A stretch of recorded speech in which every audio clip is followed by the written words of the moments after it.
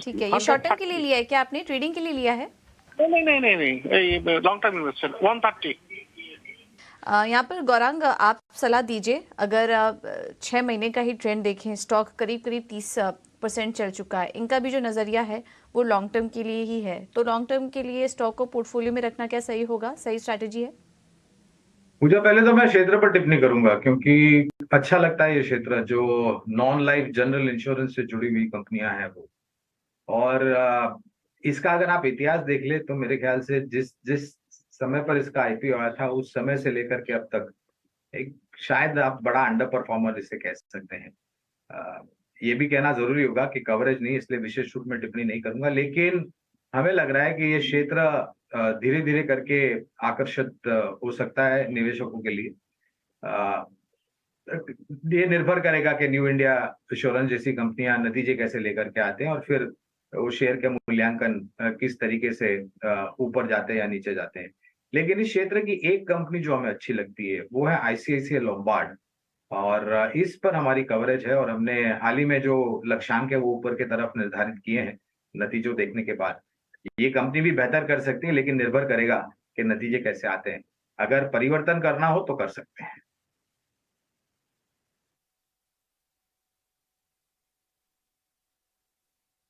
Hold for long term 1930 मुझे क्या करना चाहिए, रखना चाहिए या?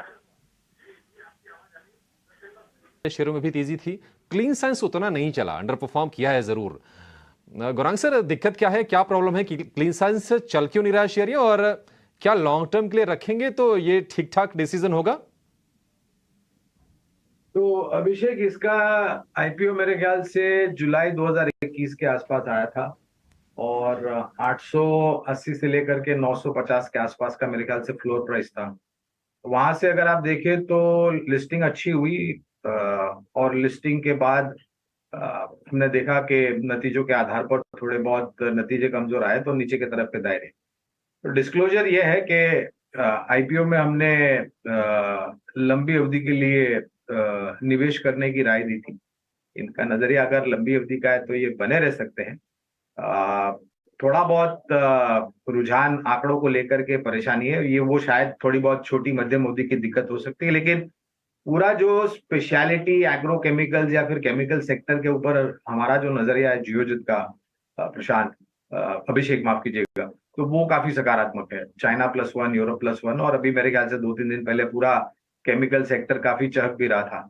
लेकिन इसके लिए आपको थोड़ा बहुत समय देना चाहिए। अगर आपके पास समय सीमा की मतलब पाबंदी नहीं है तो आप लंबी अवधि के नजरिए से बने रह सकते हैं। आपने अच्छा, तो 97.5 रुपए के भाव पे इन्होंने लिया हुआ है। अब फिलहाल इनके भाव से काफ़ी नीचे, इस क्वांटिटी भी बहुत ज़्यादा है तो नुकसान भारी भरकम होता हुआ। के शर्मा साहब बताएं, कोई नज़रिया कब तक रुक सकते हैं आप? मैं सर 6 मंथ्स के लिए रुक सकता हूँ, 6 मंथ्स तक रुक सकता हूँ। ठीक है, चलिए, क्या होगी इनको विशेष सलाह? देखिए, क्वांटिटी ज्यादा है उसकी दिक्कत नहीं है और क्या दाम पे खरीदा उसकी भी दिक्कत नहीं है प्रशांत। दिक्कत यह है कि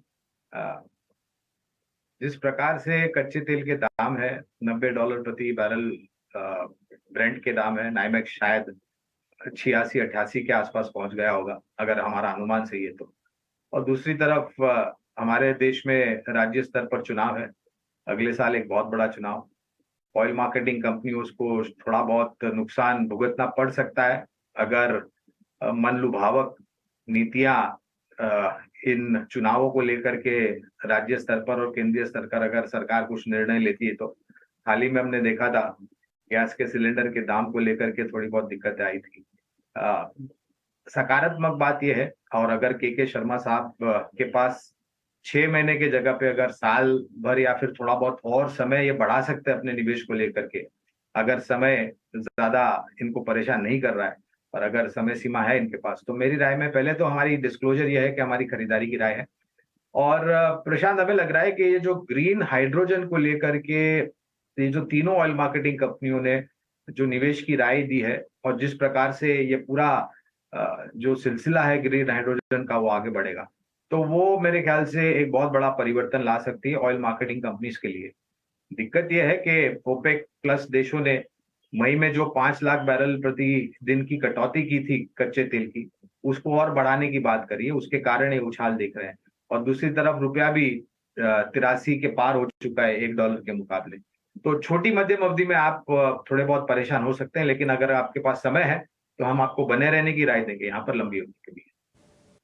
हमने निकाल दी थी, क्योंकि जिस प्रकार से खबरें इस कंपनी को लेकर के आई और काफी कुछ नीचे के तरफ के दायरे भी देखे, स्टॉक ज्यादातर मेरे ख्याल से एफएनओ में बैन पीरियड में रहता है वगैरह वगैरह।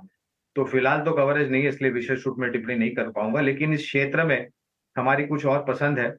मिसाल के तौर पर LIC हाउसिंग फाइनेंस हो गया, रेपको होम फाइनेंस हो गया, या फिर कैनफिन होम्स। तो हमारे हिसाब से बुनियादी तर्क के आधार पर अगर आप मापदंड करते हैं तो ये कंपनियां जो मैंने 3 नाम लिए हैं, ये ज्यादा मतलब नतीजों के आधार पर आपके निवेश के लिए एक बेहतरीन सुझाव हो सकता है कंपेयर टू इंडियाबुल हाउसिंग। अभी फिलहाल कवरेज नहीं है, इसलिए विशेष रूप में टिप्पणी नहीं कर पाऊंगा इंडियाबुल हाउसिंग पर। लगन परिवर्तन कर सकते हैं तो परिवर्तन करना मेरे ख्याल से उचित होगा। 50.75 तब तो बहुत बधाई हो आपको, बढ़िया फायदा आपको हो रहा है। 1250 शेयर प्रॉफिट देखिए, 25,350 रुपए।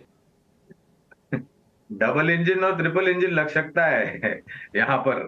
और एज अ डिस्क्लोजर, जब IPO आया था तो लंबी अवधि के लिए IRFC में हमने निवेश की राय दी थी अभिषेक, और मेरा मानना है कि ये थोड़ा बहुत पिछले 2-3 दिनों से जो ऊपर के तरफ के दायरे देखे तो थोड़ा बहुत मुनाफा वसूली की चपेट में आया, लेकिन लंबी अवधि के लिए बने की राय रही।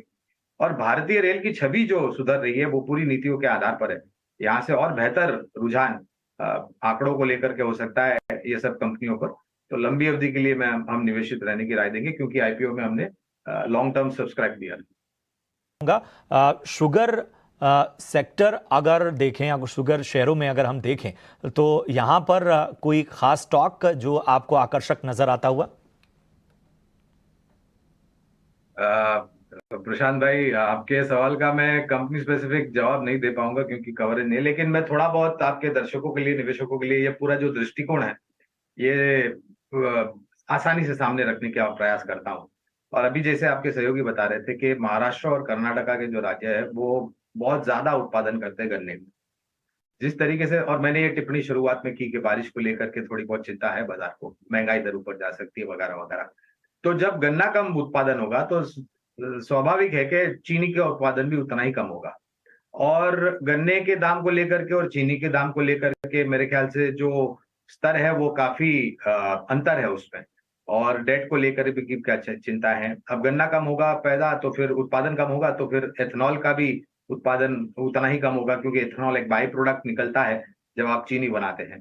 तो चीनी क्षेत्र में ये 2 फायदे हो सकते हैं एथेनॉल को लेकर के पहले तो, और उन सब कंपनियों को जहां पर राज्य स्तर पर जो भेदभाव है भाव में गन्ने के लेकर के और चीनी को लेकर के, उसमें अगर जो अंतर है उसमें थोड़ा बहुत कम अंतर हो जाता है, तो हम एक ही बात कह सकते हैं कि इस क्षेत्र में जो सक्षम और मजबूत कंपनियां हैं वहां पर आप नजर रख सकते हैं। एक समय पर प्रशांत, हमारी कवरेज बलरामपुर चीनी पे थी काफी समय पहले, लेकिन हमारे लक्ष्य आने के बाद उस कवरेज को हमने निकाल दिया है। और एथेनॉल की ब्लेंडिंग को लेकर के भी सरकार बहुत बड़ा प्रयास कर रही है ऑयल मार्केटिंग कंपनीज के साथ कि इसकी मात्रा बढ़ाई जाए, जिससे मेरे ख्याल से खपत जो एथेनॉल का होगा वो भी ज्यादा होगा, और एथेनॉल के प्रति लीटर के दाम जो थे उसमें भी हमने ऊपर के तरफ के दायरे देखे।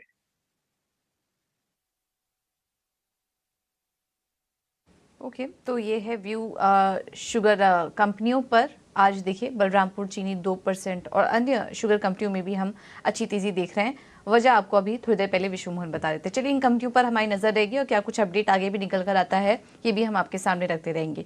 लेकिन तो आपने ये लॉन्ग टर्म के लिए लिया था? यस, लॉन्ग टर्म के लिए लिया है।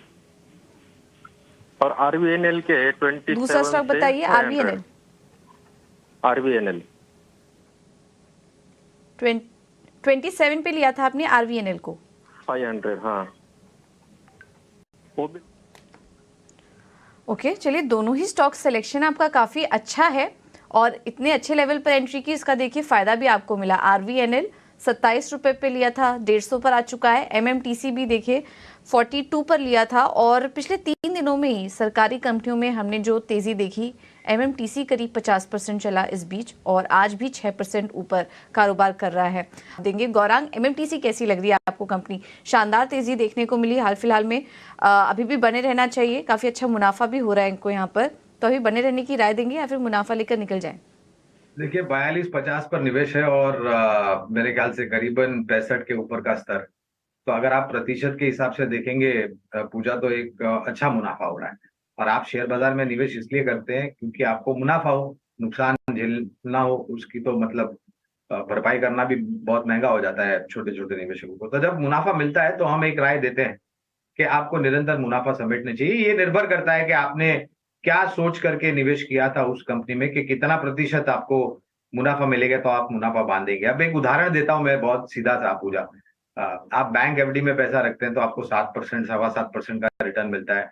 इन्फ्लेशन, महंगाई दर को और टैक्स को अगर आप गिनते हैं तो फिर वो रिटर्न बहुत मामूली सा हो जाता है। अगर शेयर बाजार में आपको 15, 20, 25% का रिटर्न मिलता है तो आपको निरंतर मुनाफा समेटना चाहिए। हम ये नहीं कहते कि पूरा मुनाफा समेट लीजिए, लेकिन कम से कम 30, 40, 50% मुनाफा आपको समेटना चाहिए। अब एमएमटीसी पर आते हैं तो यहाँ पर स्पेसिफिक कवरेज नहीं है, इसलिए विशेष रूप में मैं खरीदारी करने की, बने रहने की या बिकवाली की राय नहीं दे सकता हूं। लेकिन हाँ, जिस प्रकार से मैंने टिप्पणी की है कि अगर मुनाफा अच्छा हो रहा है तो निरंतर आपको, किसी भी क्षेत्र की कंपनी हो फिर वो, तो आपको निरंतर उसमें मुनाफा समेटना चाहिए। विकल्प अगर आप चाहते हैं तो विकल्प के रूप में एक निजी क्षेत्र की छोटी बैंक है जिसने बहुत शानदार तरीके से आउट परफॉर्मेंस किया और हमने इसके ऊपर पहले भी चर्चा की है, वो है आईडीएफसी फर्स्ट बैंक। तो परिवर्तन के रूप में ये एक विकल्प है। ₹8, क्या बात है। ठीक है, 208 रुपए के भाव पर हैं 1000 शेयर जियो फाइनेंस के और आज बहुत ही अहम दिन है। और अभिषेक, सबसे पहले तो ये जो पूरा डीमर्जर की प्रक्रिया हुई और वैल्यू डिस्कवरी के लिए एक स्पेशल सत्र रखा गया वहां पर, और इस जियो फाइनेंशियल सर्विसेज की मेरे ख्याल से बुक वैल्यू करीबन 200 के आसपास की है और 261 मेरे ख्याल से 6.5 या 8.5 का वो वैल्यू डिस्कवरी के टाइम क्लोज आया था तो जियो फाइनेंशियल सर्विसेज का। फिर ये लिस्ट हुआ और फिर निरंतर बिकवाली हुई काफी बड़ी मात्रा में, लगातार 5% के नीचे के तरफ के सर्किट लगे और स्टॉक करीबन 210 के नीचे आसपास आकर के संभला। तब जा करके मेरे ख्याल से कुछ प्रमोटर एंटिटीज ने शायद कुछ खरीदारी की, ऐसी कुछ खबरें भी आई थी। अब दिक्कत ये, और जो स्पष्टीकरण एजीएम में माननीय मुकेश अंबानी जी ने दिया है जियो फाइनेंशियल सर्विसेज को लेकर के, एसेट मैनेजमेंट कंपनी में जाना चाहती है, इंश्योरेंस में जाना चाहती है, माइक्रो फाइनेंस में भी शायद ये जा सकती है आगे जा करके। तो कहने का तात्पर्य ये है कि अभी फिलहाल बुनियादी तर्क के आधार पर मापदंड करने के लिए हमारे पास ऐसी कोई व्यवस्था नहीं है कि हम खरीदारी करने की, बेचने की या बने रहने की राय दें, क्योंकि ये जो भी कारोबार में उतरना चाहते हैं वहां पर जमीनी स्तर पर कामकाज शुरू करने के लिए समय लग सकता है, क्योंकि सभी औपचारिक रूप पर आपको अनुमतियां लेनी पड़ेगी और उसके बाद कामकाज शुरू हो सकता है। और जब ये कंपनी रिलायंस की बैलेंस शीट के तहत थी तब हमारी एकजुट खरीदारी की राय तब भी थी रिलायंस इंडस्ट्रीज पर और आज भी है। अब मुश्किल ये है अभिषेक के, क्योंकि कोई आंकड़े का तर्क नहीं हमारे पास, तो हम विशेष रूप में टिप्पणी नहीं कर पाएंगे। जी पूछिए। हाँ मैडम नमस्कार, मैं गौरांग साहब से पूछना चाहता हूँ, एमटा टेक्नोलॉजी मेरे पास शेयर है और मैंने ये 1475 में लिया था और इस थीम में लिया था कि ये जो नया जो टेक्नोलॉजी है ये चंद्रयान वगैरह में इसका लगा हुआ है और क्लीन साइंस वगैरह में था। तो मैडम ये मैं वेट कर रहा हूँ और भी वेट करना चाहता हूँ, लेकिन ये बहुत ज्यादा भाग गया मैडम। बेचने का सवाल ही नहीं है, बस और वेट करना चाहता है, लेकिन ये पकड़ में नहीं आ रहा मैडम मेरे पास। पहले तो डिस्क्लोजर दे देते हैं पूजा। मार्च 2021 में इसका आईपीओ आया था और स्तर था करीबन 575 के आसपास का। उस समय पर हमने काफी चर्चा की थी इसके बारे में, आईपीओ के बारे में, और निवेश के लिए हमने राय दी थी लंबी अवधि के लिए। सब्सक्राइब रिकमेंडेशन था, कहने का तात्पर्य है एमटा टेक्नोलॉजीज में। रमेश जी, आपको एक बात बताना चाहूंगा, पहले तो शेयर बाजार में निवेश करके ना आपको दुख कभी नहीं करना चाहिए जब आपका शेयर ऊपर चला जाता है, क्योंकि फिर उसका आनंद आप उठा नहीं पाएंगे। आपको निवेश और करना था और शेयर भाग गया, तो इसकी सफलता का कारण है चंद्रयान और आदित्य L1 जो इसरो के द्वारा लॉन्च किए गए और सफलता काफी मिली।